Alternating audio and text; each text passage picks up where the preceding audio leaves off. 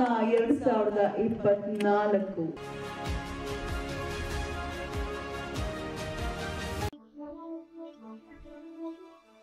Acharya Institute of Education Namukyastaru Nanjund Aradhya C. Best Education Institute award goes to Acharya Institute of Education. Award received by Nanjund Aradhya C. God bless you, sir.